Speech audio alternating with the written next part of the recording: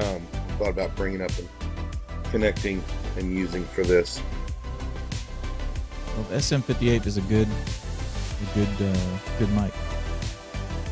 By all means. My problem comes down to placement, because like then it's another stand. You know what I mean? Yeah. Okay. Hey everybody, if you're there, if you're here watching, welcome to the show. This is the pre-show. And the pre-show show. The pre-show show. This is show the hey. Before the show. It's like the show in the show. Is that what this is? The pre-show show in the show. Indeed. Okay, I'm going to run and grab a couple different mics, and I want to swap them out, and you tell me which one sounds best. Okay. So in the meantime, all right. Say hi to the kids. Hi, kids. So we were just having discussion because he's using a Shure PG58 microphone right now, and people are like, "Oh, the PG58 and the SM58 are the same mic," but they're actually not the same. They're different. So, you know, there's different series of mics, and the quality is definitely lower on the PG series stuff. Don't get as much depth of range, like you don't get as much meat in your voice, and just you don't get the same frequency response. It's not the same craftsmanship involved, so there's actually a difference between the two, and that's why there's a price difference between them. Otherwise, they'd be the same thing. And you just pick, oh, they put an SM on this and PG on that. But interesting fact, if you're looking at an SM57 microphone and an SM58 microphone, you say, wow, they're different microphones, because the SM57 is made for instrument use, right? And an SM58 is made for vocal use. And the truth is, that's how they market it. But they're actually the exact same microphone with a different head on them.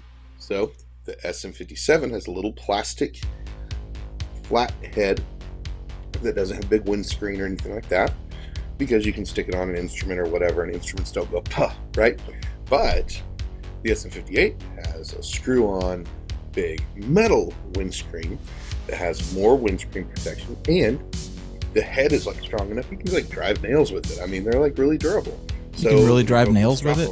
They don't break. You can. You actually can.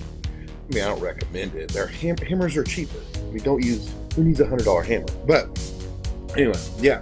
So like, you can absolutely, like, they're so durable, and so with the SM57, you drop it, the little plastic head breaks, but they're actually inside. They're the exact same microphone.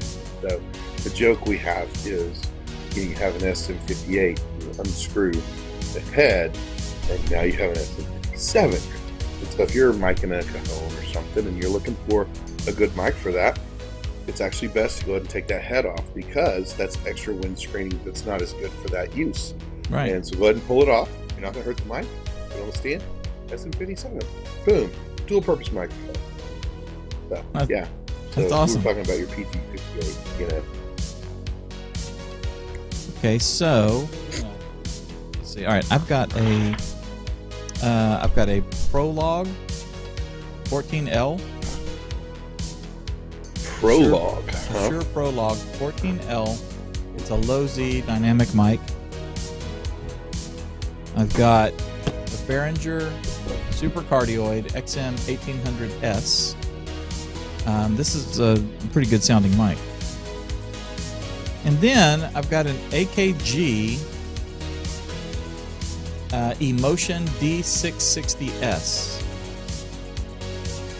You know anything about the AKGs?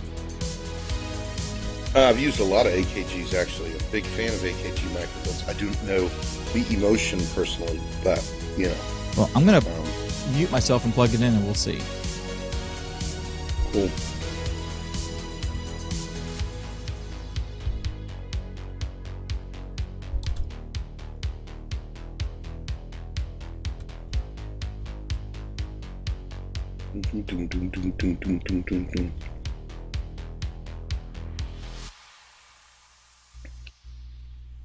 Okay, how does this sound? You're a lot richer than what you were with the PG, that's for sure. Really? That's good. Yeah. Okay. Yeah, you got a higher gain out of it for sure too. Oh, good. Let me Ha ha ha ha ha. Check, check, check, check. Test, test, test, test, test, test, test. Okay. Good. I'm not peeking. Doesn't sound like I'm clipping on your end, does it? Nope. Not clipping. Good, good, good. Yeah, see, I had this this previous one. What was it? The PG. And I ran it through my cloud lifter. But then it was just pushing too much. Yeah. So which one was that one? Was that the AKG that you were just using? This is the AKG, yeah. Interesting. And it sounds good? Clean? Yeah, it does actually. Yeah, it's clean. Good. Yay! All right. How do you people? How do you folks in the chat? Here. PG is just that, performance gear. Is that what you're saying, Christopher? Good to see Mr. Christopher. It's the Shure PG series stuff. So, but the Prologue is like that's the bottom level Shure stuff. So that's going to be more like the consumer grade Shure mic, like that Best Buy mic.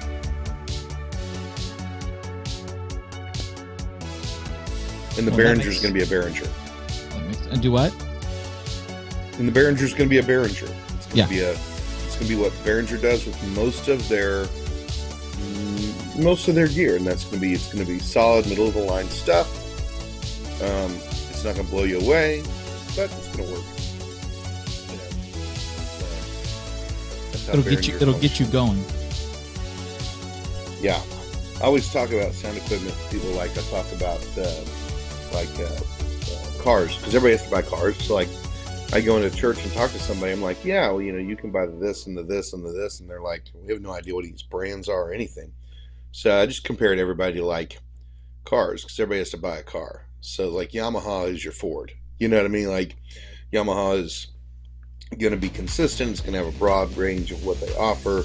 They've been doing it forever. They're going to be a workhorse. Whereas Behringer is going to be like, trying to think in today's world, because cars have changed a lot. But I would still throw Behringer more toward like the Kia. You know what I mean? Like which I'm a Kia fan. I owned a Kia for a long time. It's a great car. So I'm not knocking them, but like they're not Chevy, and that kind of thing. Whereas if you're looking at like, if you're going to look at like, say Soundcraft, okay, now we're stepping up a little bit, and we're looking at maybe not a Mercedes, but or maybe Lexus line at that point. You know what I mean? So, but everybody has ranges of what they make, so you have to take that into account. Is everybody hearing the music at a decent level now? I didn't realize it was punching out so hard. And now your mic's probably actually a little too hot. Yep, I'm pulling it down. Check, check, check. Test, test. Better? Test. I'm pulling out some of the low end a little bit. Check, check, check. A, B, C, D, E, F, G. Does that sound good?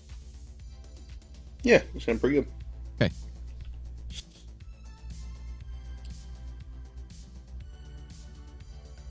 It's low, but really low. Okay, I'm going to turn it up just a hair. Yeah, it's probably down a bit too much now.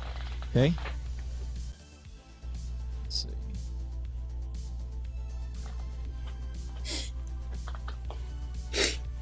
All this weather change going nuts. It's like there's like this huge winter storm happening yesterday, and it's like 80 degrees here. I'm like, what is going on? I know. And then today it's like a high of 59. So I don't know. Tilt your camera just down, down just a little bit there.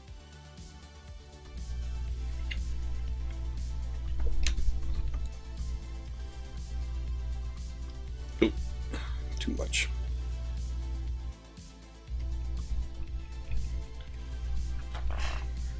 Okay, so from you, it's very white.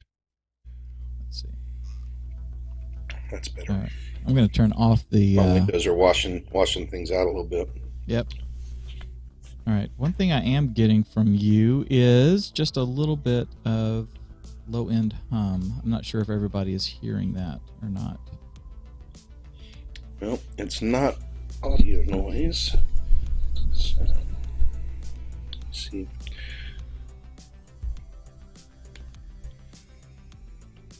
What did you just do?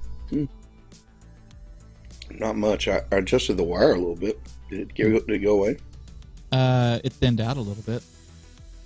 See, this could be exactly what we were talking about last week, where you've got an audio cable that is close to a power source or some sort of, in this case, it could be a little bit of something coming off of the battery or the power port of your machine there. Yeah. Yeah, it's lessened. All right, let's see. Curtis is overexposed. Let's see. Let me see if I can adjust that. Let me adjust you, Curtis. Let's see. There we go. Warm me up a little bit. Gonna pick up your saturation just a little.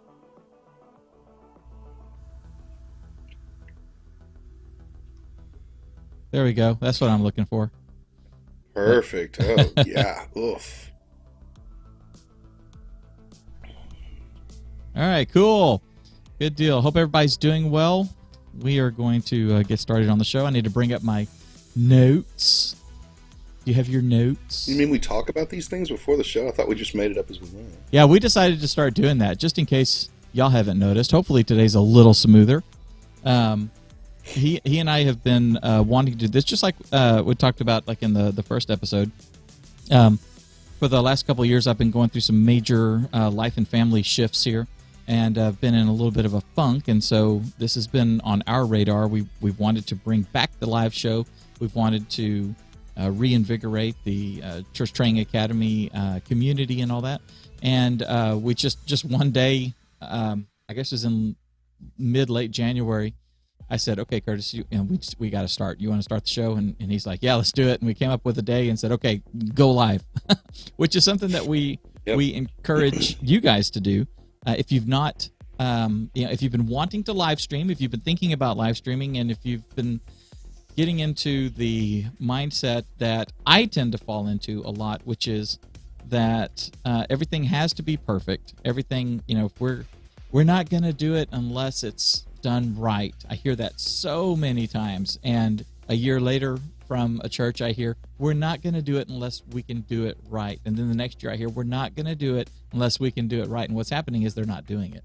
So just like we coach you guys, we took our own medicine, turned on the live. It's not perfect. I still haven't got the lower thirds working the way I want them to.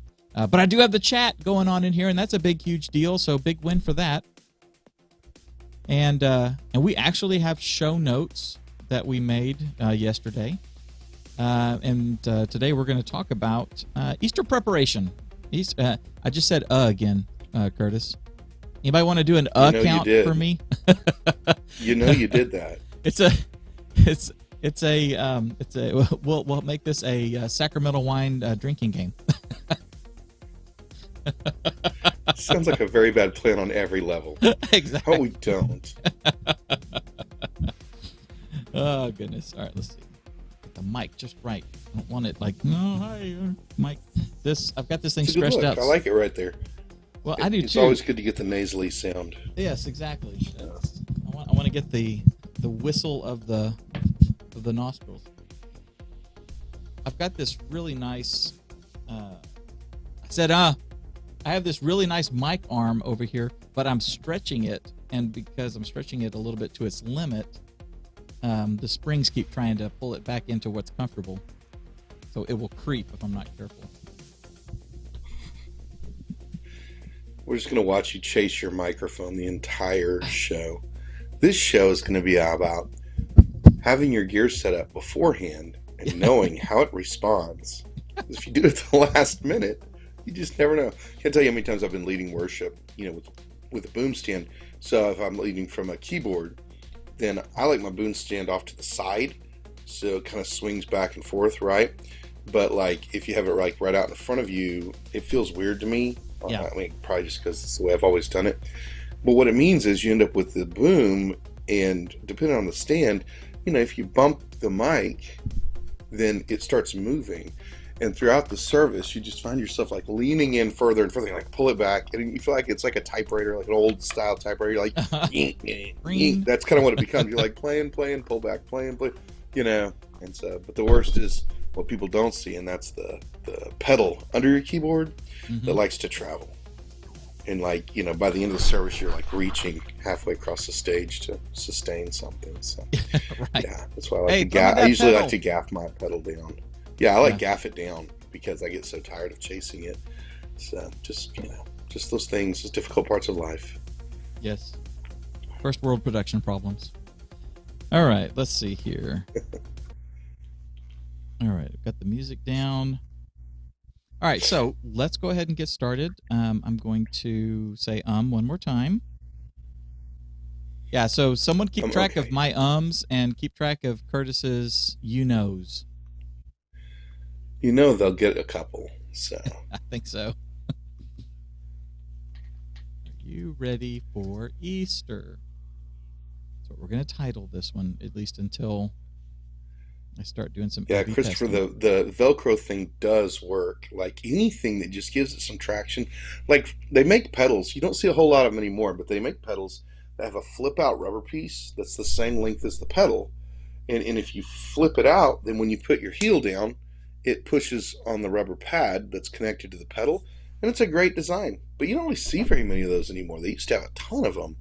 But now you don't see them, and that was a good design. I thought, first time I saw that, I'm like, everybody's going to go to this, and then like all of a sudden you couldn't find them anymore. So, yeah, anything you can do to like keep things from traveling is a nice thing. Like for me, ours is which makes it even worse. Ours is on a flat on a like a veneer surface, so it's like it slides even worse.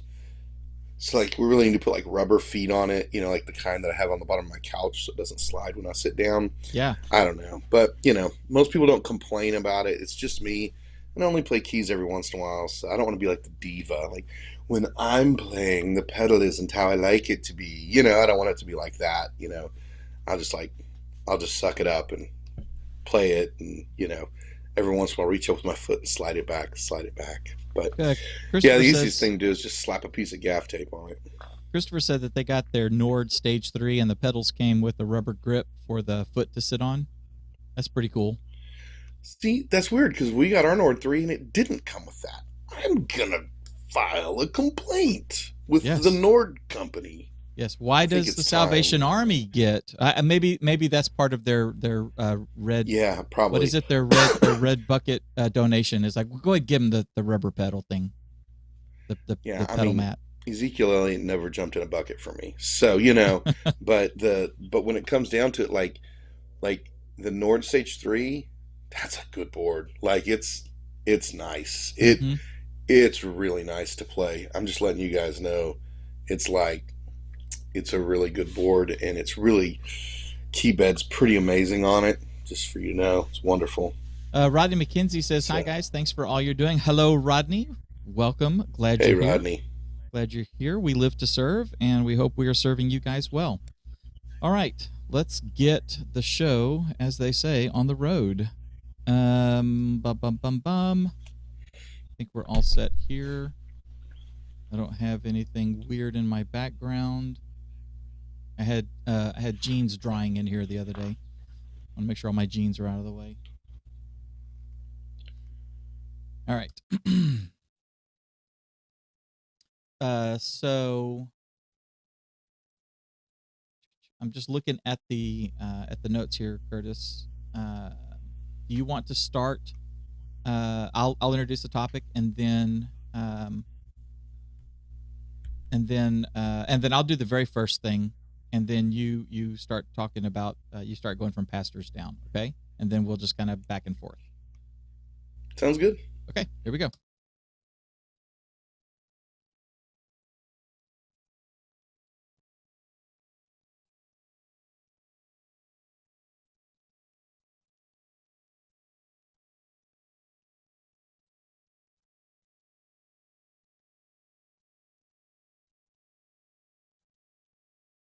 Easter is just around the corner, and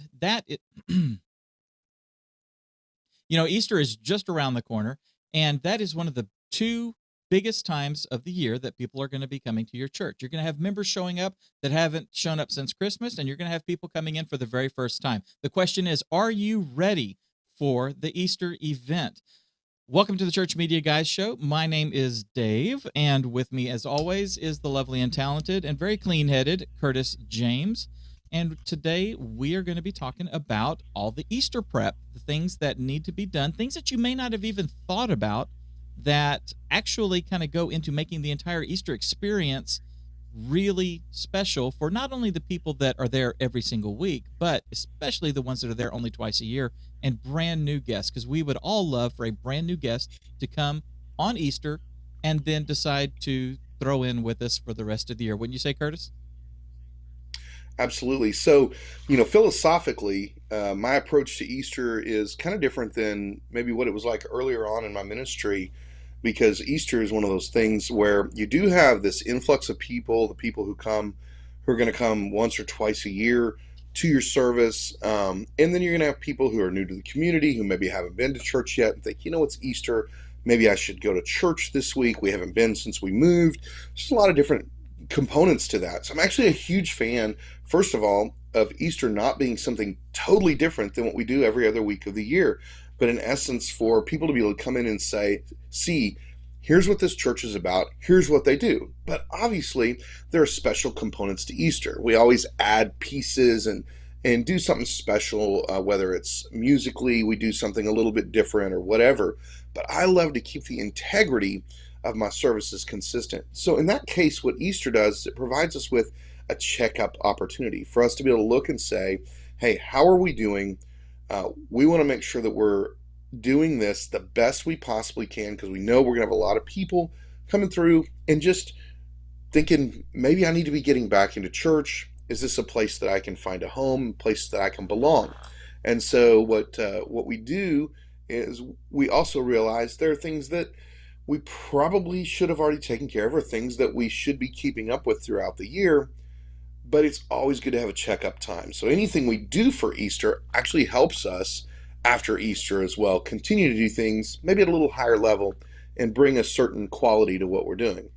I think that's when we talk about it, we're just going to kind of list some stuff off. And the first thing that we want to mention is the importance of really focusing in. So Dave, why don't you talk to us a little bit about that, kind of the first step?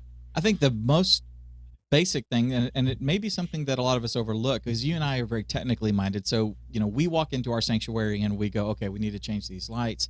That one is flickering. Let's get that one changed. We go there. But we need to take a step back and just stop and pray for a minute and bathe the whole thing in prayer. Because, like you said, this is the time of the year where families are going to be gathering. They're going to be coming. You're going to have people that are there for the very first time. You're going to have people that are coming back. You and I, at our church, we had a time about 5 years ago or so where, as we were growing and as we were making some changes, some people left. And then we've seen some of those people a couple of years later tip their toe back into the water and see, is this still my church? And so you want to be able to make sure that the atmosphere, not only physically and environmentally, is conducive to worship and for those people to be able to feel and hear the Holy Spirit and make a decision whether they want to come back or make a decision, any kind of decision for the Lord. But you want to make sure that it is that's spiritually conducive. And I suggest that we start with prayer, that you start as a ministry team. Do this with the executive staff, with the main people at the next staff meeting. Sit down and pray specifically for the Easter service and for the build up to that time, for the teams that are going to be making improvements, the individual teams like the worship team. In our case, it's the worship minister and the people that are going to be performing on Easter, everybody that's going to be in the band, everybody that's going to be in the if you have a choir, if you have a worship what do we call it, the worship team, the one or two people that are assisting the worship leader, the media booth, those people there, the people in the live stream, everybody gather for a dedicated time before rehearsal for Sunday or something, but just a time that you focus on asking for God's blessing, during this time and during the time that you are putting things together. God, open our eyes to see areas that we may not see normally, that we may overlook. Lord, show us something as seemingly insignificant as a flickering light bulb out in the hallway. Show us a hum that we're never noticed that can be a distraction for somebody. Help us be the best possible stewards of the equipment that you've given us, the calling that you've put on us, the mission that you've put on us, and the word that's going to be brought that day. Help us to build as close to excellence in your eyes, Father, so that everything that we do can bring people to the gospel, to the kingdom, and not be a distraction. I think that's probably the most crucial thing. And then from there, you'll be amazed as like, oh, there is a smudge on the projector. You didn't even realize, little things like that. Yeah, I think that's probably one of our biggest failures in general is because we go, okay, Easter's coming. What do we do on Easter? Okay, well, we do this and we do this and we do this and we do this. Well, okay, that's how we've done things on Easter, but what does God want us to do this year? Is there something unique He wants us to do? Is He wanting to stretch us? Is there something that's gone on in our community that would cause us to modify how we're doing it? Is there something that's gone on in our church that's caused us to want to focus in a different way instead of just Easter's always the same thing? And I think that it's important that we pray, ask for God's guidance, so that we know we're really focusing in on what it is that He wants to happen, because we think, well, there's going to be a bunch of people in the room, so we need to impress people because we want our church to get bigger and all that kind of stuff. Well, what is God looking for? Because a lot of times that's not all that God's focused on. He's not all focused on making your church bigger. Matter of fact, I don't think He's at all focused on making your church bigger. I think he's worried about the individual lives of people. And so I think, taking the time to look at that and say, okay, what does God want us to do? Yeah, this is what we've done in the past. This has been cool. God, is this the direction You want us to go? And then listen and try to understand what He's looking for instead of just like, here's what we do, because that's very, very limiting. Yeah, it is. And let's get down into some of the nitty gritty. We've got the way we've set this up is kind of a 4 weeks out. You should be doing these things. Well, I mean, let's take a step back. Like right now, okay, because you and I were calculating. I think from the time of this recording, we're about 7-ish weeks. 7 weeks till Easter. So in the 7 to 4 weeks, there's some stuff that you should just go ahead and start taking care of now. Then 4 weeks out, these sort of things need to be in place. You need to be looking in these directions, preparing for these things. Then the week of, and then, there's even just stuff for the morning of that, make sure little last minute things like that. So taking a look at the pastors, we're going to break it down by some of the roles in the church. So looking at the pastors, who's going to be preaching, who's going to be delivering the word, whatever happens there, anything liturgical, anything like that. Curtis, what are some things that pastors need to be doing right now? Well, right now, you really need to already know where you're going, what you're doing. So if you're the lead pastor, you're the teaching pastor, what you're preaching on that day needs to already be kind of in front of you. You need to be thinking about, what's the message? Obviously, the message is Jesus is alive. He's risen. Probably it's Easter, right? But I think, looking at that and saying, yes, this is true, but where's our connection point? Where's our application to this? Where am I going with it? Because that's a big general thing that we talk about, hopefully, pretty much every week. And so as we navigate that, we need to think about, where am I going with this? And right now is the time to be communicating with your worship leader, because you may be at a big church, you may have full-time staff, you may be at a small church, you may have a volunteer leading worship. It really doesn't matter. You need to be able to sit down together and say, hey, Easter is coming. What are you thinking? Because the worship guy probably has something in mind. Maybe he's working on something with the choir or with the band or something like that. You don't even know what he's working on. Yet we really do want to have cohesiveness. It doesn't mean everything has to be planned out. Oh, I'm preaching on this specific topic, so we need songs that talk only about that. It's okay. I mean, sometimes that's good. But really, what you want to know is, hey, this is where I'm going. And as the worship leaders assembling the service, then they have that in mind, and you have a cohesiveness to your service that's not just, it's the Wednesday night before and you're like, oh, here's what I'm preaching on. You know what I mean? That's Yeah, not good for them. And it also helps if there's scripture reading, which I hope there is in your service. I hope you're reading the scripture, kind of but it's important. not only getting read in the message, because worship, an act of worship, is reading the scripture together. Yep. But maybe they want to read the same passage you are, or maybe they don't want to read the same passage you are for repetition's sake, and there's something that relates in a way. Just knowing those things, because if you're both preparing out ahead of time, that's great. But if you're not on the same page, then somebody's going to waste their time in the process. So now you need to communicate where you're going, and that's essential, absolutely essential. I agree. The next thing that I think when we get about to 4 weeks out is to make sure that any of the support materials are in place, if not completely finished, nearing completion. You want to make sure that the look and feel of your sermon graphics are there, and then Curtis and I both highly recommend that you take some of that and use some of that design and maybe some of the thoughts or the key points or things that would be building up to those key points. Use those as social media promotion and pieces that you can put out.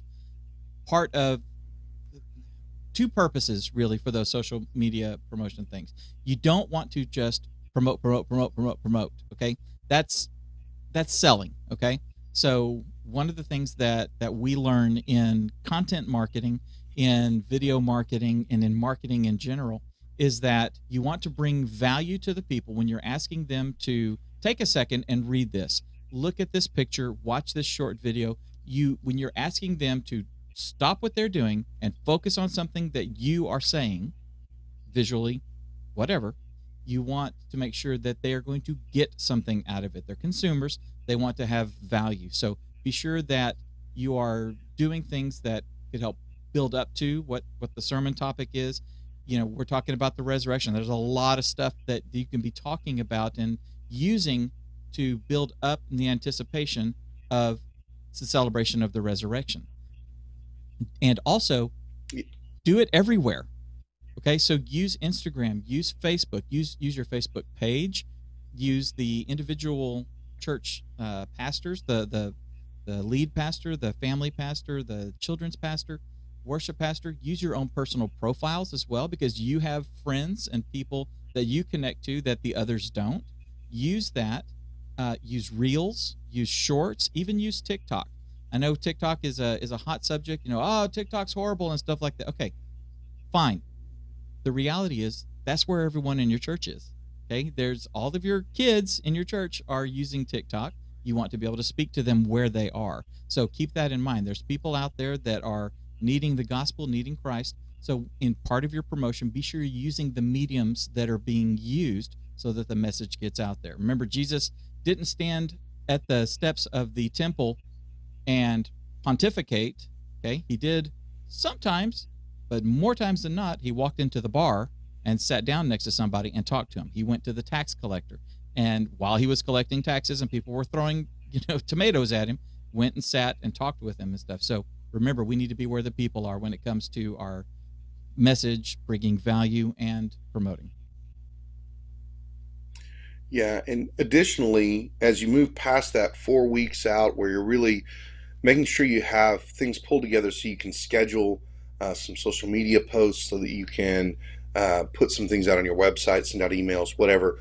When you get to the week of, it's really important that by the time you get to the week before, the Sunday before, you're able to share with your congregation, here's where we're going, here's what we're talking about this week, and kind of give them in a nutshell where you're headed, because then you can say, if you know of someone who you feel like would benefit from this message, then I want to encourage you to invite them.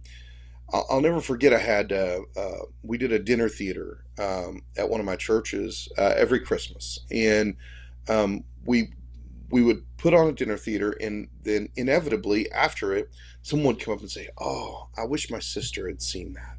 That she really needed to see that." And it was like, okay, so what we really wanted to start, what the plan was to actually start doing the dinner theater for the church as like a dessert theater, and then a week later do it again for the community, and so people could know what is being said. So they can be like, oh man, my coworker really needs to hear that. And so anything you can do to preview your message and help people see how this is going to specifically apply to someone in their lives helps give them the opportunity, because Easter is a great time to invite people. They're far more receptive to coming. So while it's good to have just the people who randomly show up, and they're going to show up again at Christmas, and they're going to show up again next Easter, and we want to try to engage those people, what we know is people are far more likely to come to church on Easter. So if you have someone in your life that you're wanting to invite, that's a good day to do it. And so giving them the tool they need to understand what's going to be talked about is really helpful for you to kind of encourage them to bring somebody that maybe that message is just really, really applicable to where they are in that current stage of their life. Exactly. Let's talk sound. Let's get technical. Let's get into some of the weeds here. When it comes to sound, you and I have said. I just said. I'm trying not to say so much, so forgive me for my uhs. I guess somebody, take a drink of coffee every time I say They're gonna be wired, man. I know. Wired. Yeah. It's gonna be like a bunch of rabbits on cocaine or something out there. So when it comes to your sound, what should folks be looking at right now as in preparation? I mean, I know there's some things that people just generally wouldn't necessarily think about. Curtis, what do we have? Well, now the important thing is to make sure you're addressing the little issues that you've been saying, well, that's just something small. That's just something little. It's the electric guitar, it has this hum in it. It's got this 60 cycle hum. You watch last week and you'll know what we're talking about. But it's got this hum in it. And it's you're always fighting with it. Sometimes it's there, sometimes it's not. Maybe there's certain patches or pedals that they use that make the hum there, and other times it doesn't. Or maybe the pastor's mic occasionally just has a little dropout. It just drops out a little bit, and those kinds of things that we just go along with because we're used to them every day. Those little things, they're things that need to be fixed. And so now's the time. You're 7 weeks out. Take the time to really look into it and say, okay, why are we getting this hum? What can we do to eliminate the hum? Even if it is, hey, this patch just doesn't play nice with our stuff. Can we use a different patch on the guitar? The mic, okay. If it's an agile frequency microphone, which most new stuff is, then you can go in and you can change the frequency, test them out. It gives you 6-7 weeks of Sundays to go ahead and run it and say, okay, did that take care of the problem? Cables, check your cables. If you've got a mic that's misbehaving, a wired mic, any of those kinds of things, the little things that you're like, I'll worry about that later. Well, worry about it now, because this is a good time to get that stuff cleaned up so that on Easter morning, people don't go and go, what's that hum? You know what I mean? I told Dave, I told you when we started talking about this, that when I was doing my parachurch ministry, where I was working with churches every day in their audiovisual, every year for 10 solid years, every year, the Monday or Tuesday after Easter, I would get a voicemail, and it was, our sound system went down in the middle of the service on Easter, or our projectors stopped working, or our computer crashed and we need to fix it. And then there I was the week after Easter scheduling to go out and try to help somebody work on it. Well, really, a lot of that stuff was stuff that we should have been looking at 7 weeks ahead of time. And they knew it. They'd be like, well, we knew this was getting old, or we knew this had been acting up. It's not that they weren't willing to fix it, because they were. It's just they didn't. And then it came back to bite them. And that's a tough thing to have on an Easter Sunday, because you only get one chance to make a first impression, unfortunately. And that really does get us when we're not ready. So right now, look at the little things. Make sure you're taking care of the little things that you've maybe been letting go for a little while. One of our team, Christopher, mentioned to take a look at your wireless channels. You'd mentioned that.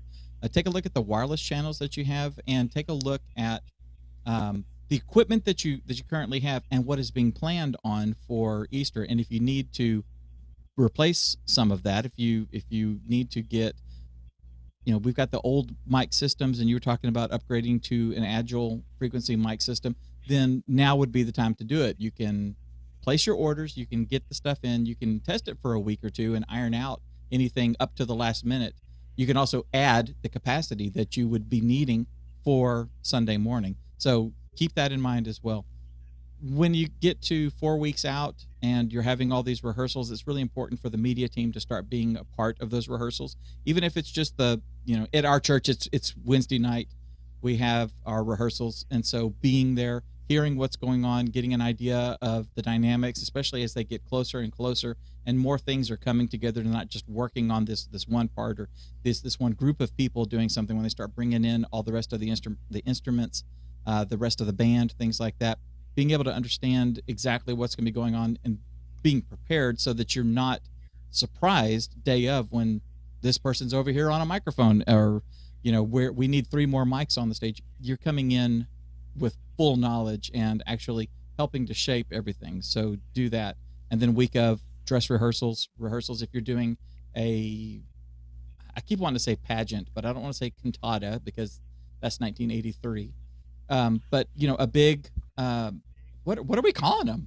A musical, a big presentation, production. A big production. Yeah. If you're doing a stage production, if you're doing drama, if you're doing, more music than you would normally be doing, if you're going to be doing a lot of audio visual elements in there and stuff, having all of that, knowing that all of that is coming and being able to plan for it up in the booth, the several weeks out, and definitely the week of, is crucial. That way there's no surprises.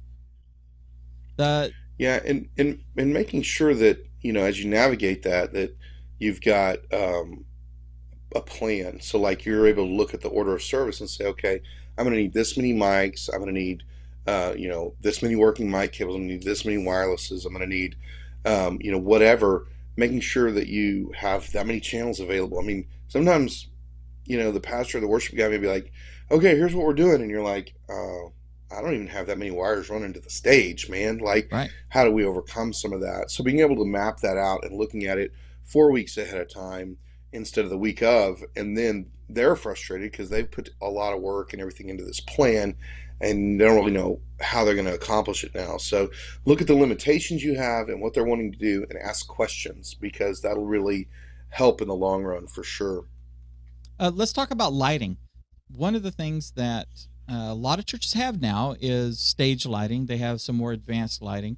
And I think that's something that needs to be looked at and audited beforehand. We're all aware of our little lighting glitches and stuff, especially at our church. There's we operate on the glitch, and we're happy when there's not one. So auditing your lighting system is something that I want you to talk about for just a second, but I want to step even further back from that. Things that people don't think about, especially when it comes to a big weekend like this, where you're going to have a lot of viewers, when you're going to have a lot of new people coming in, or people joining you for the second time, is the room lighting itself. The lighting that is on when the production is not happening, when the stage is not lit up. Those lights that hang up in your ceiling, take a look at those. 7 weeks out, now-ish is a great time to schedule to get the lift to come in there so you can change those bulbs that you've been looking at and been thinking, well, we'll get to it. Now's the time to do that. The common areas, that's another area to look at. The hallways, the foyer, the entryway, the area over by your Sunday school classes, the area in your nursery area. These areas where there's one light that's given us a problem, or at our church, Curtis, we have accent lights in our hallway, lights that shine down in the alcoves along the hallway. Let's make sure that all those work. Not one of them's not flickering. Let's make sure they dim to the right level without flickering. Let's make sure those things are there. That is something that a lot of the facilities guy thinks about that, but he may not be thinking in terms of Sunday, Easter Sunday, new people. It's a big deal because the facilities person may be thinking, I need to get the dryer replaced in the nursery. That's the big thing that I've got to worry about right now. I'm not thinking about a flickering light in the hallway. that, in our case, half the time the hallways aren't on during the week. We're not even looking at it. You have to go through and check all these little things so that you're not surprised on that Sunday morning. It's first impressions. You mentioned first impressions, Curtis. That is a big thing, is you get the opportunity to put your best foot forward on purpose, because you know that there are going to be people who are there and you will be presenting the first impression. So these little things that we don't think about, let's be meticulous about things like that, to make sure that we give the right impression, that we not only serve a risen Savior, we serve a risen Savior with purpose, on purpose. We do things to present Him in a positive light, in the best light possible, and to present ourselves and to present our care for you in the best possible light. It's one of these subtle, subconscious kind of things. If I'm telling you how, and I don't want this to sound like braggadocious, but if I'm trying to put my best foot forward, I'm trying to do my best, I'm subconsciously telling you that I'm special, or what we're doing here is special and we really care about it and all this sort of stuff. But then when you have something like a flickering light in the bathroom, or a flickering light in the hallway, or you've got a light that keeps in the production, you got a light that keeps coming on, coming off, that shows them, the viewer, subconsciously, what, they really don't care about their facility. They don't care about these little things. They get noticed, and you've got that first impression to make. Try to make it as flawlessly as possible. Yeah. I think that in the same lens as that. Of course, I love how you like showing, in a good light, literally in a good light. You get it. But there's the blue lamps and there's the yellow lamps in today's world. Right. And so you got light bulbs, and we put them in, and you got blue, and you got yellow, you got blue. Let's have one color. Let's Yes. actually, intentionally don't have a fluorescent strip where one is one color and one is another in the same Right. light fixture. That kind of thing. Let's try to keep our churches from looking like gas stations. You know what I mean? Yes. But like, we put more care into it than that. Right. But from let's go into the room a little bit, Yeah. and we talk about lighting in the room. Your lighting may be really elaborate for that week. It may be kind of normal for that week. But regardless, you need to be able to look at the service 4 weeks out. You need to make a plan. You need to test. Hey, they're wanting to do this. They're wanting a blackout here. They're wanting, whatever, just stage lighting here. Test each thing out. Walk through the service and see how it's going to work way ahead of time, so you can identify if there's any problems. But also, if you have software-based lighting, which is pretty common today, and if you don't, I actually highly recommend it. Go in and go ahead and build your scenes, and then run through them. And then as you're watching practice, as you're at practice, talk to whoever's leading practice and say, hey, do you mind if I run through the lighting scenes as we're practicing? Because what that does for you is a couple of things. It helps you identify, oh, well, I do need this light up over here, or wow, I'm lighting this area and I actually don't need it when I thought I did. But we're also then allowing whoever's leading it to look at it, and they can come to you later and say, hey, can we do something a little more subtle here? Or can we keep the lights from just coming on at that moment? Or can we fade out? Or can we light this area better? Or whatever. When you're at practice and you actually know what's going on, the worst thing you can ever do to your stage as a lighting technician is to be black when they need light. And it's one of those things where you may be the cure, and they may not tell you this. This is the scary part as a lighting technician. They're waiting for the lights to come on to start. You're waiting for them to start for the lights to come on. What you'll find is you're always going to lose that battle, because if they start with the lights off, then nobody can see them, so they don't want to. Obviously, if we turn on too early and they're resetting something, that's really awkward. So you want to work on communication, but by being at practice and working with that, it gives you an opportunity to kind of see those trouble spots and say, hey, when do you want me to how long do you want this blackout to be? When do you want these lights to come down and back up? Am I cueing you, or are you cueing me? Those are important things to know as you're preparing. And so as you set up the scenes and you run them in a live setting at practice, then you can isolate some of those issues about cueing and different things like that. And so when it comes to lighting, I think those are the important things from a live standpoint. But I think we also want to talk about, streaming Yeah. and what do we need to be ready for with that? Well, when it comes to streaming, there's a lot of us are streaming already, and we have a flow. We have all of our camera positions and everything all kind of set up. When we talk about the engineering of the show, and remember, Curtis and I use production and show all kind of interchangeably. We're talking about the worship service, and we stipulate that this is a spiritual event. But because we're in production, we say words like show, so don't freak out over that. I had that trigger somebody. We're not putting on a show. We're trying to do something for the Lord. Okay. Yes, we understand. Okay, we're not going to say that every time, so just remember that. So when you have your show, you have things that you do every single week. We use these camera angles, we use these lower thirds, we use things like that.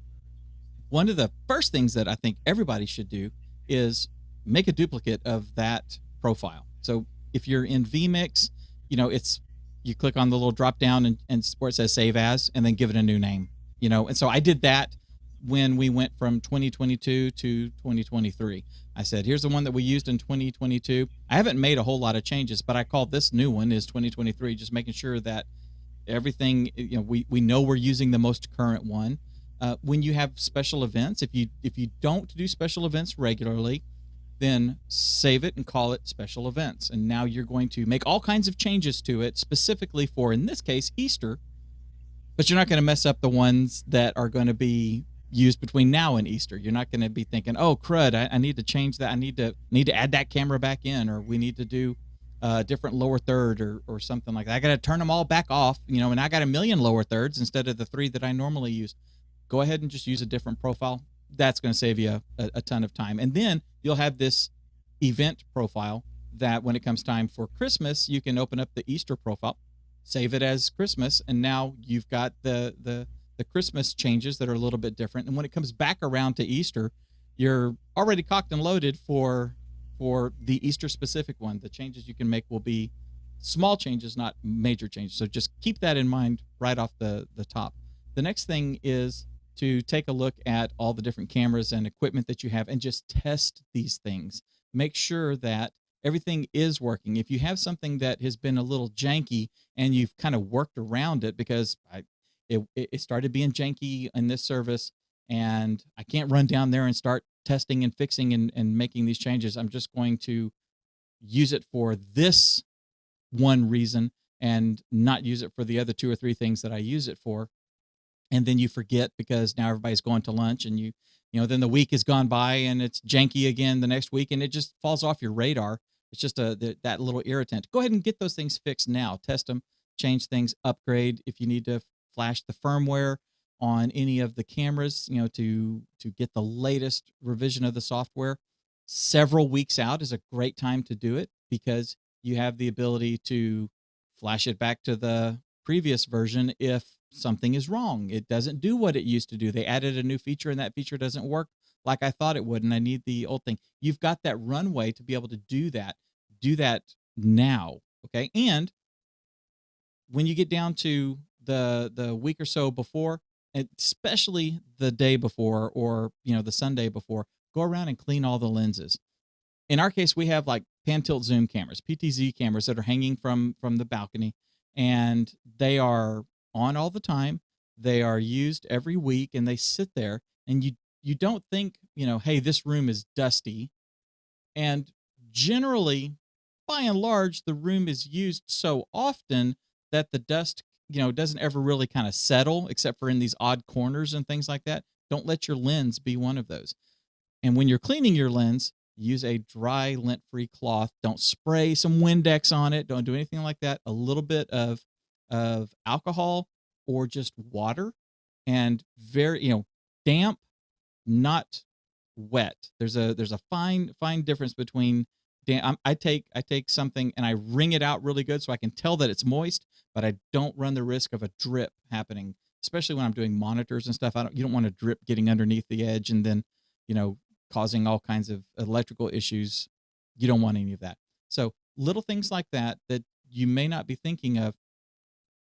Get things repaired, get things replaced. You got a janky tripod, go ahead and order a new one. Get that taken care of now so that you don't have to fight that equipment on one of the two most important days as far as church service goes and visitors coming to your building. You don't want to be fighting those things that day. Yeah, I mean, I think what you said about kind of the software thing about Mhm. making a backup profile or secondary profile, Yep. I think that's important also outside of the streaming area in your Mhm. lighting and in your sound. Uh-huh. You're And gonna be doing and something on different on that week, so your let's say Pro Presenter, we that's something that we use every week, and we just keep making changes to it, right, Curtis? We kind of have it, kind of have our right. libraries and all that sort of stuff set up, and we delete this and we overwrite that and we do all this sort of stuff. Make something deliberate. Just duplicate what you have and make something deliberate with that, because I don't think we think Yeah. about Pro Presenter like that, like we do, like vMix or OBS or something like that. And you were saying about the lighting, Well, you can do the everything same thing. just yeah, everything gets so cluttered. So you just want to be careful, and you want things to be clean, but you also don't want to have to undo everything you just did the week after Easter Yeah, because either. then So the that's normalcy won't that's be there important. anymore. Yeah, yeah. So the next thing we'll talk about is the concept of projectors and computers. Okay, it seems simple, but when it comes to projectors, one of the things that we can be most guilty of is ignoring lamp life warnings and things like that. So if you get a lamp timer or a lamp warning that pops up and you're like, it looks fine. Oh, it looks fine. It probably does look fine. I mean, it's probably dim, but you don't notice because it's been dimming for a year and a half now. Is that the check But engine it light? looks fine. What'd you say? Is that the check engine light? Yeah, it's not the check engine light. It doesn't mean your gas cap is loose. Okay. Okay. It means that your lamp is old. Right. Okay. And so But don't you ignore it. need to replace your lamp as it's getting to end of life. Don't wait for it to go out because it'll go out on Easter morning. I promise. Okay. So what you want to do is there's a lot of different ways to handle that. But maintenance to your projectors, one of the things we're terrible about is there is an air filter on your projector, and that air filter catches dust, and so the dust doesn't go inside and mess everything up, but also clogs up with dust. So when our projectors are hung from the ceiling, which a lot of us face this, and maybe you can only get to it with a lift or some big ridiculous ladder that you're afraid someone's going to die on, we're actually supposed to be cleaning those filters pretty frequently, and they'll cause shortened lamp life and shortened projector life. So we do want to make sure we're taking care of that. So if you're doing a lamp replacement, make sure you know where your filter is. It's really easy to take them out. Most of them are just you go wash them out and let them dry and put them back in. Don't put them in wet. Please don't put them in wet. You will regret that. But put that in there, and then while you're up there, gently, very simply wipe the lens off on that as well, because dust gathers and it messes with the clarity of your projection. Replacing the lamps, I highly recommend that you spend a little extra and you go ahead and get the full lamp assembly, not just the lamp itself. These lamps are really sensitive. If they ever get touched in the wrong place, you just dumped money down the drain. And so you want the whole assembly. You want to buy the assembly. It'll cost you a little more, but it's easy to pull out and put in, and you don't have to do a lot of creative stuff on your own. And honestly, lamps are very easy to replace on your own. Most people are afraid to do that. It's not hard. Just don't touch the lamp, okay? That's the important thing. But pay attention to your lamp timer because it's not lying to you. It does know how long the lamp has been in there as long as it was reset the last replacement. So just keep that in mind. And at the same time, When you keep all the replace, dust out of it. do that reset. Kind of like when you change the oil in your car, you want to reset so that you're not flying blind. Right. Yeah. And so software updates, stuff like that. We're talking about Pro Presenter, operating systems. If you have a Windows unit, try to be up to date because you never know, Windows will just decide to update itself in the middle of your service. And so be proactive on that because it will hijack your entire service. Microsoft loves to hijack your services. I don't know if you've noticed, but they're good at it. And so as you're going through those things, just check on those updates. But before you update your operating system, always have a look at what ProPresenter is saying about that. Because there's times, like with Macs, there's times when they'll release an update and ProPresenter will say, hey, we're not ready for that update yet. Don't update your system. So just have a look. Don't auto update. Please don't auto update on Yeah, anything. please. Update intentionally. Otherwise, whoo, it can come and get you. And so, but do check those things and make sure you're up to date on them. And the sooner that you do that, like if you do that this week or next week, you give yourself plenty of runway to fix what gets broken during an update, because invariably something does go wrong. There's a whole lot of components that go into making things happen visually. There's video drivers, there's the operating systems, the graphics layer inside the operating system, there's how it talks with the software. Like I said, not just with ProPresenter, but in this case we're using vMix, and you have to determine, is it worth it to do the update now? I can always roll it back. Or does the feature benefits or the fixes outweigh the trouble in fixing something or readjusting something or learning something new, because now there's a new way of doing it? I always tell people, when it's really, really important, that these are our production systems, so once they're working, let's try to keep them as pure and clean as possible so that they continue to work. So we don't want to experiment on them, but there are times when it's time to go from OBS 27 to OBS 28.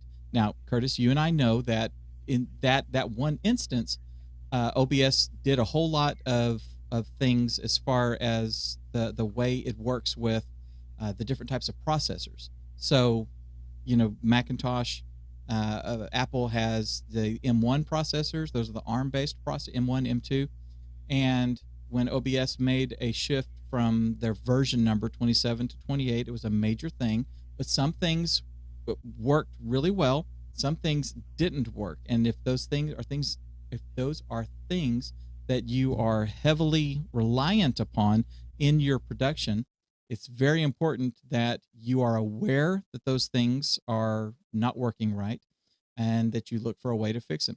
I was counseling, actually it was Curtis's son's church. I was consulting with them, and they had an M1 computer. They had OBS running on it. Everything was really good. They updated, they had an Intel computer. Everything was working really good. They had one of the older iMacs. Everything was just humming along perfectly. They got an M1. At the same time, they updated. They got the latest version of OBS, and NDI is not working anymore. If you don't know, NDI is an audio and video protocol that works over your network instead of an HDMI cable or any other kind of video cable. It is using your network to transport the audio and the video, HD, 4K, what have you, over your network. So you can go from room to room and location to location and things like that. It's a wonderful protocol. It works really good, but for some reason, it's just not working right with the latest version of OBS. The plugin that they have to install, that's the weak link. For whatever reason, it's not working. And so how do you work around that? Doing these things. Should I upgrade now? Should I upgrade later? Doing these things, testing, giving yourself the ability to completely go back to the old way, all that sort of stuff. The earlier you do that, the less critical it's going to be, not only for this Sunday that's coming up, but Easter Sunday, the absolutely crucial times. So be deliberate when you're doing it and determine whether now's the time, now's not the time. If we're going to do it, we better do it now. We can always wait. We can do it in the summer. We can do it during spring break, whatever. So just keep those things in mind. Yeah, and whatever you don't do a big update the week of Easter. Don't do it. Do it now. If you're doing an update, do it now, because otherwise, when it all falls apart, you don't have time to put it all back together. Exactly. Okay? That's important.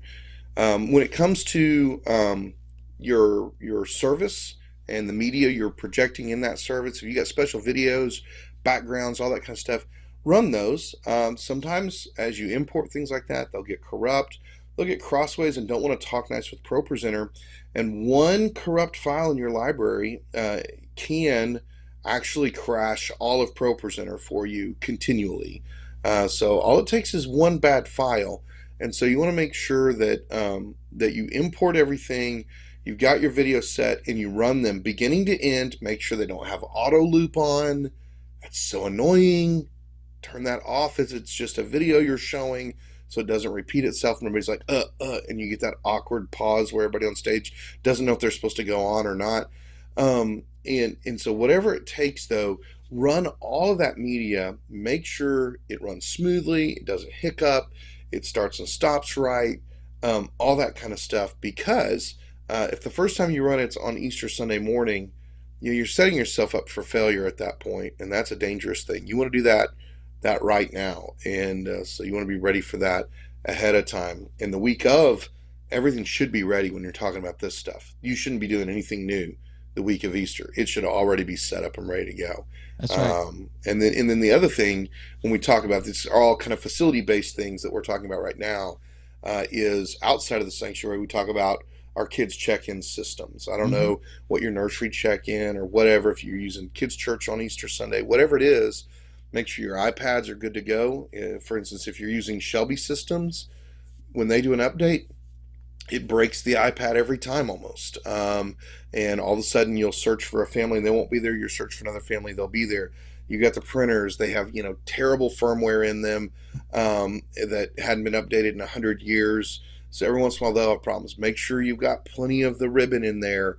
Those kinds of things that you don't want to run out on Sunday morning. If you're thinking, oh, that one's a little low, go ahead and change it out for that day.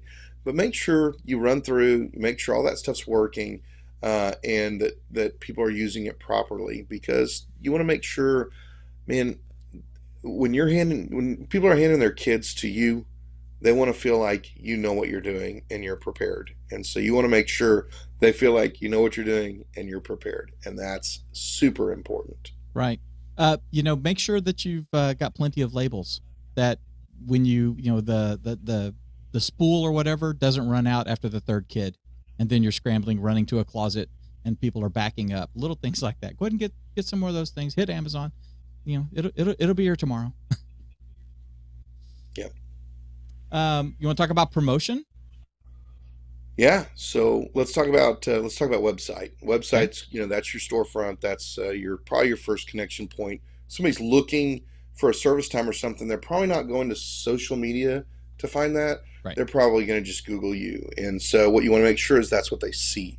So you should have a landing page set up. Really, in my opinion, 4 weeks out, you should have a landing page set up that when they come, whether it's just a pop-up over the top of your page, it's a new page, or you're redoing the way your banners are or something, that it's like, hey, this is our Easter service times, especially if your Easter service times are anything different than normal. Like if you're not having small groups on that day, or if you're having multiple services, or if you're doing it at a different time, you want to make sure that that's what people see, because that's what they're looking for. At that time of year, they're saying, hey, we're thinking about going to church on Easter. Hey, what time is their service? I'll pull it up. Oh, well, they have a service at 11 or 10 or at 8 and 10 or whatever. Do they have small groups? Do they not have small groups?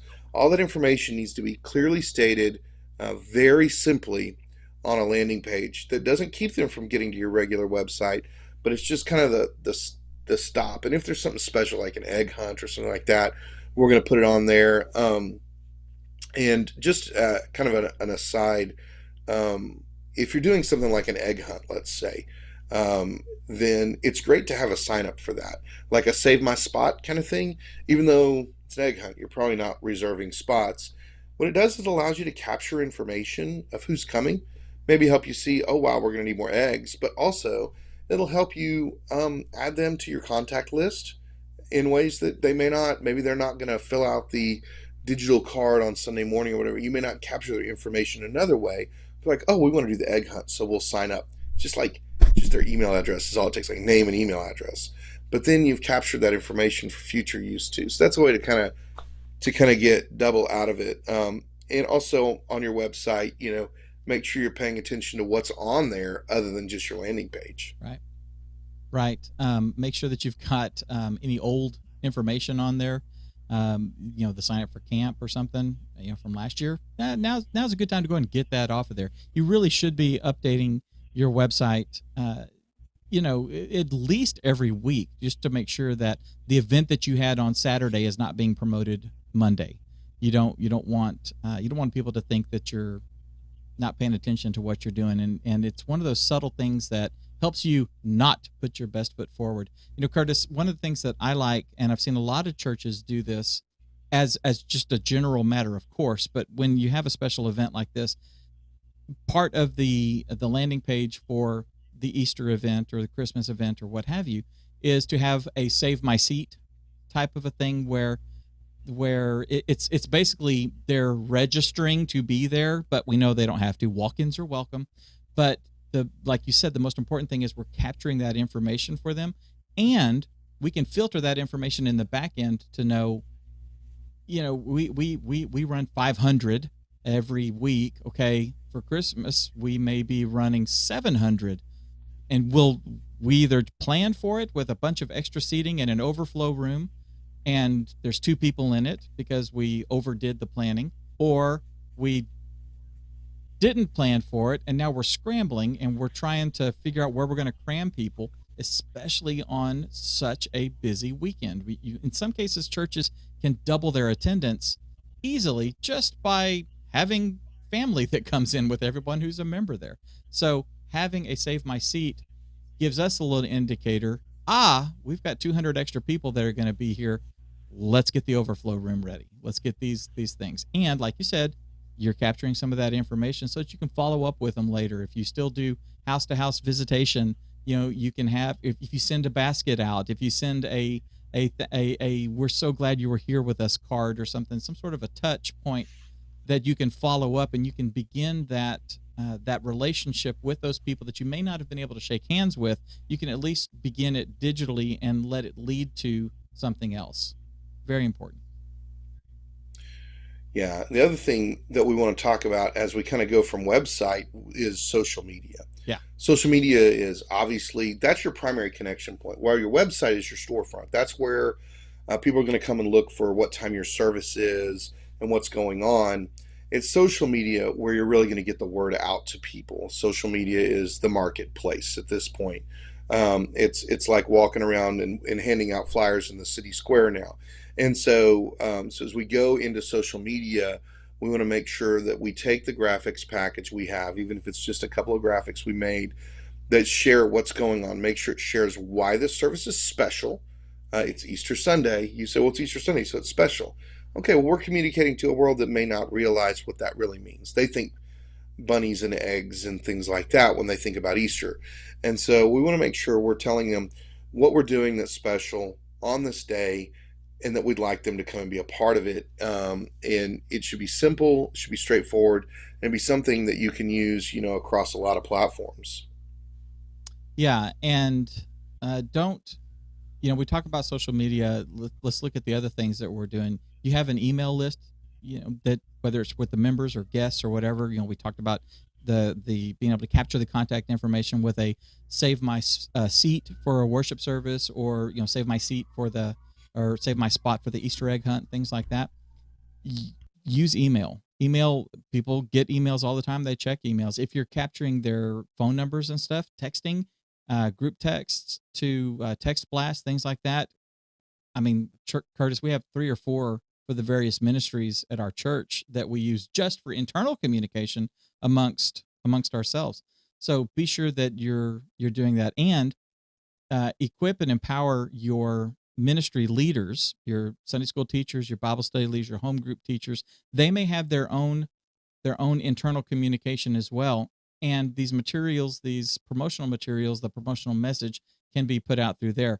At our church, we use Slack a lot. All the various ministries are using Slack. The staff uses Slack. Our Sunday school classes are using Slack a lot for that communication that happens, during the week, where, hey, I'm going to the hospital. Can you guys pray for me? The little doing life part, some of that communication happens, in Slack. That's a great place to go ahead and take, one of the social media posts and share that in there, because they may not be on Facebook. We have people in our class that are using Slack that don't have Facebook accounts or Instagram accounts. And so you want to make sure that you're able to touch those people. So empower your leaders to utilize these tools as well, not only in the official capacity of their communications with their various charges, but on their own private communications as well, their own profiles, their own things like that. If they have access to these things, whether it's sharing from the church's Facebook page or you have emailed them the 3 or 4 graphic pieces for social media posts that they can post natively, that's a good thing. They can actually get more reach doing that natively than maybe sharing something. So just keep all those little things in mind. Hit me with the Yeah, facility things we don't think about. yeah. When it comes down to it with facilities, our churches are sometimes a lot like our houses, in Yeah. the sense that we don't really notice things. We stop noticing the stain on the carpet. We stop noticing that hole in the wall that's there from when our kid was running across the room and tripped and hit their head on the wall, and there's like this divot there. A But every forehead guest that dent. walks in your house walks in and goes, "Huh, look, there's a hole in your wall," So we want to be careful of It's my that. daughter's Kind of forehead. have fresh eyes. Yeah, exactly. Yeah, we want to have fresh eyes as we come into the church. We want to walk the spaces that people are going to be walking and say, hey, what do things look like? Are the ceiling tiles stained? So I'm looking at the ceiling tiles in my office. They aren't stained, so that's good. But are the ceiling tiles stained? Is there, something wrong on the floor? Is there a spot on the wall? Those kinds of things, because we use our churches. And so, just looking for some of those real simple cosmetic things is important, because it is a first impression opportunity. Yeah, and that is part of putting your best foot forward. Things that you don't think about. The we have a whole bunch of seating out in our foyer. Check those cushions, because someone is sitting there drinking coffee, or their kid may be sitting there drinking coffee, waiting for mom and dad and hosing with their friends, and then some of the coffee gets spilled on there. You may not be able to clean it out, but you may be able to flip the cushion. Little things like that.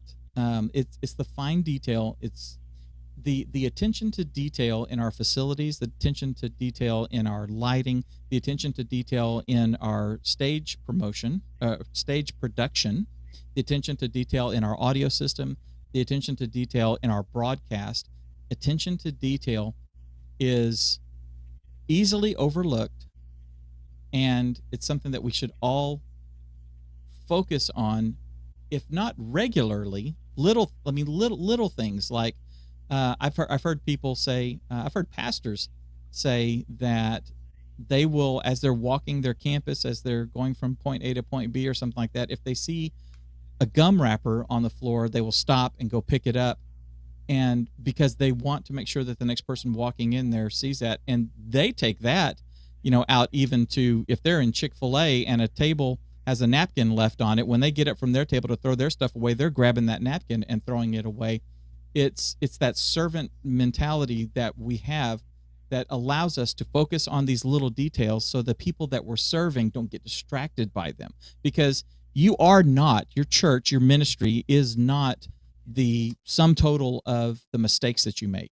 It is not the stain on the carpet. It is not the coffee stain on the seat. It is not the smell coming from the diaper bin in the nursery. It's not. That is just reality. That is, we're human, we're fallible, we make mistakes. It's not that big of a deal. But there are people out there who will not come to a church because of their preconceived notions.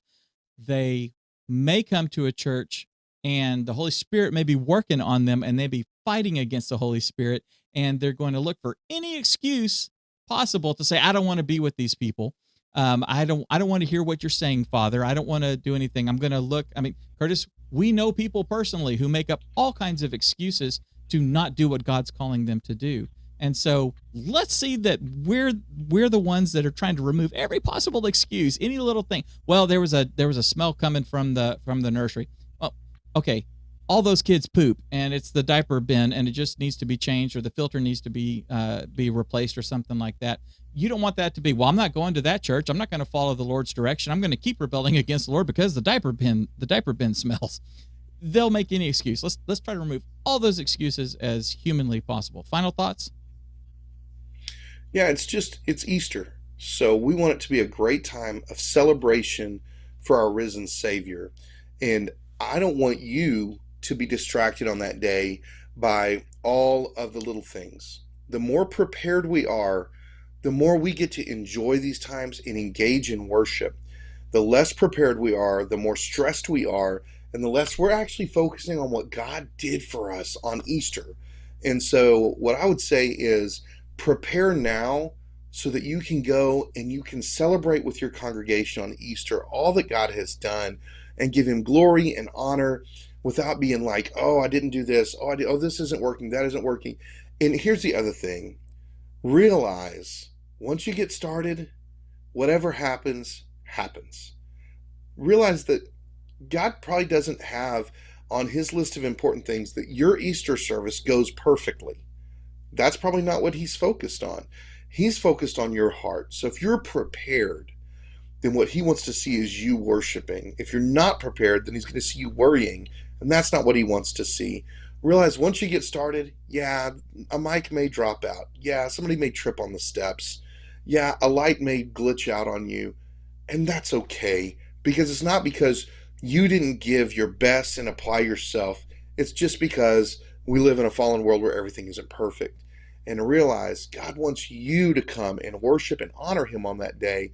Being prepared is the key for that for us, and we want to make sure that's our focus, not the technology. Boom, that's it. That was awesome. Good job. Good job. That's a perfect perfect way to end it. Let's see. I'm gonna give myself some big visual here that tells me, okay.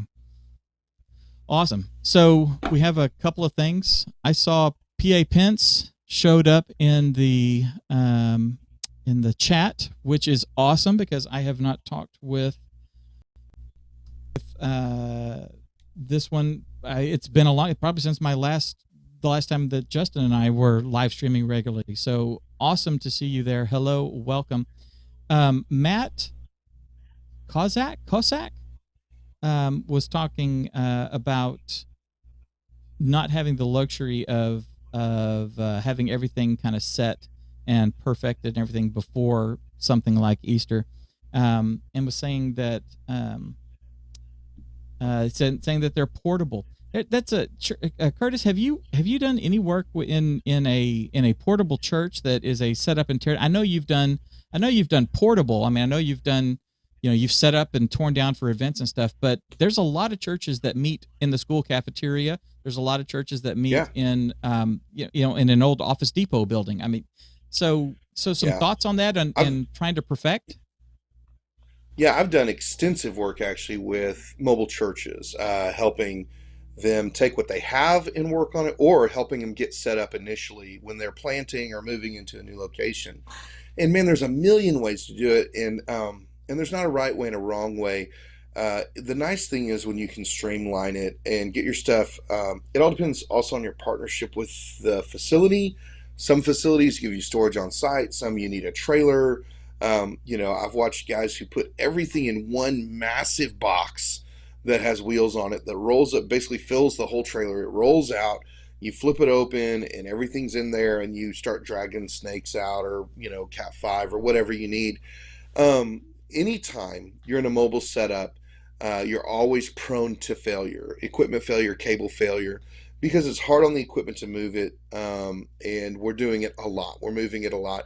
It's a lot like being a traveling band, though. And so if you go and watch concerts, all those systems are set up and torn down, set up and torn down. So the first thing I actually recommend is buying quality cables. That may seem weird.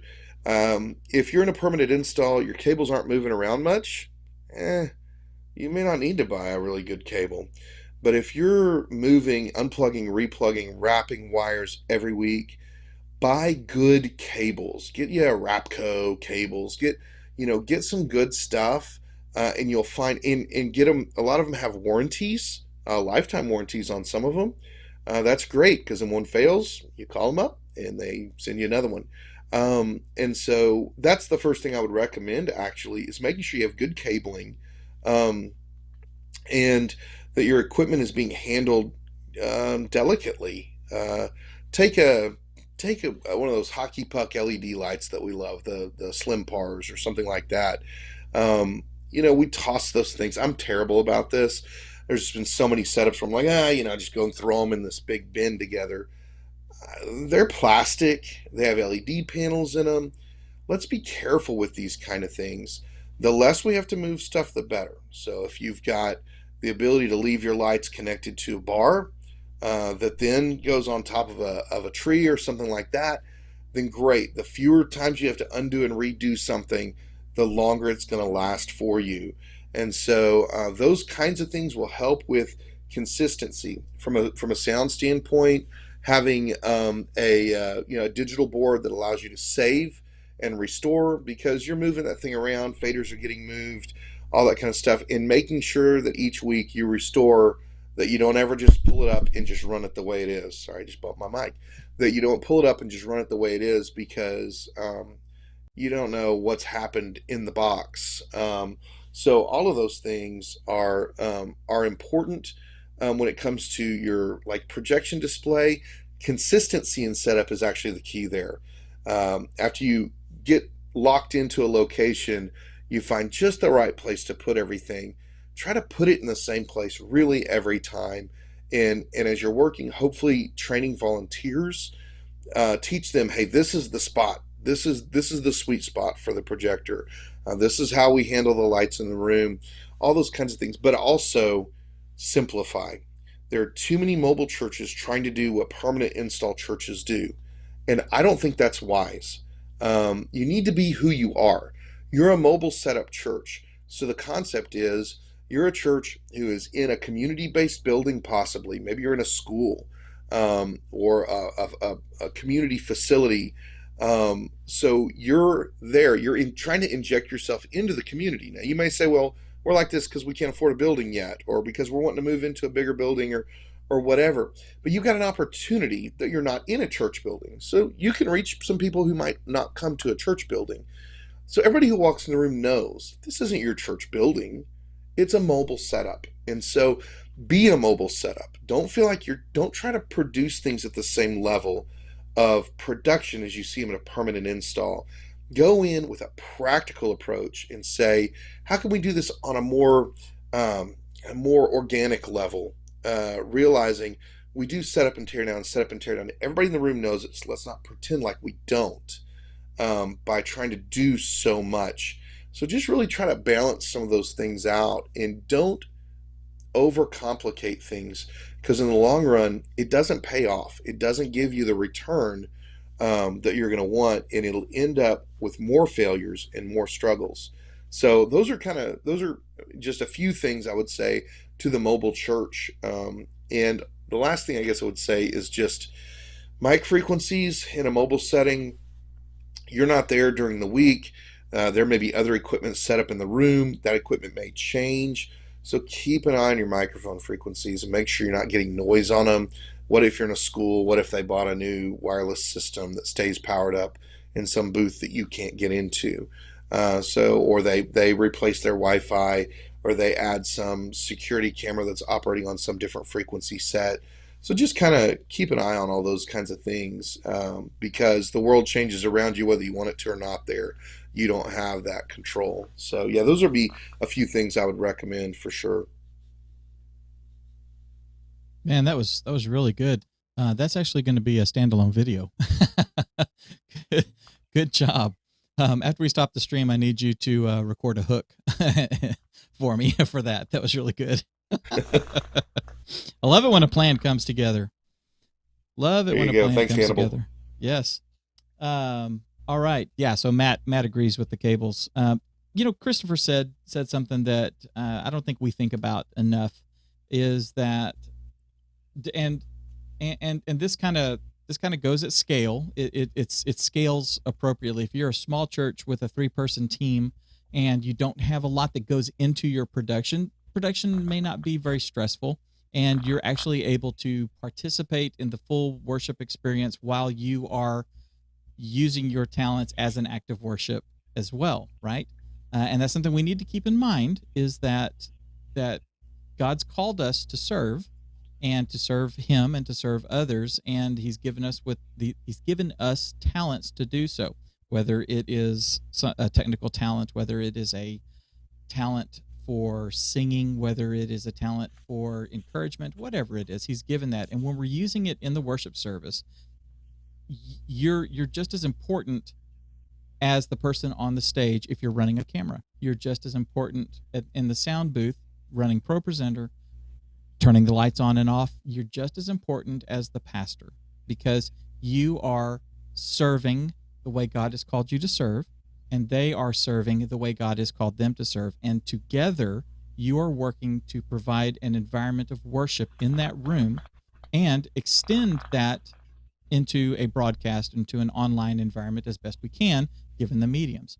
So when we are doing our thing, and when we're stressed, trying to fix something in the moment, that light's not working, use this different pattern or this different thing, fix this problem, run down and reboot one of the cameras, doing little things like that, you're still providing for that atmosphere, and you still are worshiping, even though it may not feel like you're worshiping. And there's times when we just need to sit and be fed. Sometimes we can during that worship service because it's not stressful. Sometimes we can't. When you have something coming up like Easter, I think it's important that that you consider trying to set aside a time, if it's the Sunday school time, if it's the Bible study time, where the team gets together and just prays together.